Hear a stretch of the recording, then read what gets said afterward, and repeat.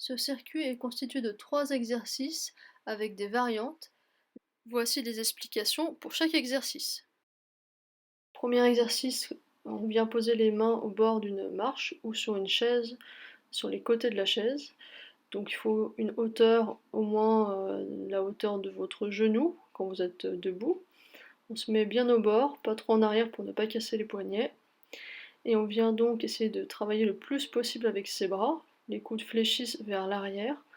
Et on essaye de ne pas céder des jambes pour faire donc ce premier exercice qu'on surnomme dips et qui travaille principalement les triceps.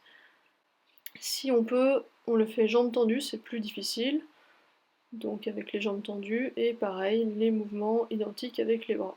On pousse le plus possible avec les bras. Deuxième exercice, abdos.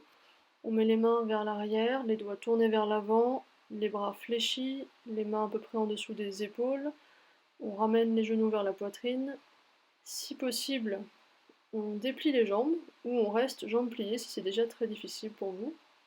Pas trop bas. Gardez un angle 45 degrés avec le sol pour ne pas avoir mal au dos. Si vous y arrivez, vous faites des mouvements comme ceux que je suis en train de faire en croisant les jambes.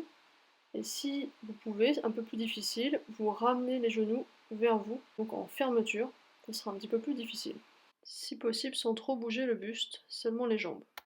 Si c'est trop difficile pour vous cet exercice, vous le faites sur les coudes, les mains au niveau des hanches, les coudes en dessous des épaules. On ramène les genoux, pareil, jambes tendues si possible, ou vous gardez les jambes un peu fléchies si c'est trop difficile. Pareil, on ne descend pas trop bas, on garde les jambes en direction du plafond ou du ciel, et on peut croiser ou ramener les jambes vers soi. Donc croiser les jambes c'est un peu moins difficile que de ramener les genoux vers soi en général. Donc c'est les mêmes exercices mais sur les coudes. Ensuite, dernier niveau, si on est vraiment en difficulté, on peut se mettre sur le dos, on pose la tête, on a les jambes vers le haut et on peut faire les mêmes exercices sur le dos. Donc c'est beaucoup plus facile en croisant les jambes ou en ramenant les jambes vers soi. Dernier exercice de saut sur une marche, donc qu'on peut surnommer box jump quand on le fait sur une box. Légère flexion, saut et atterrissage en squat sur la marche.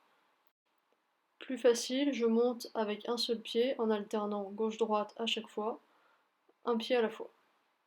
Un peu plus difficile, je marque une pause en squat, je saute et j'atterris doucement en squat, donc j'amortis ma chute. Variante plus difficile, la même chose en essayant de ramener les genoux au maximum vers la poitrine quand on est en l'air.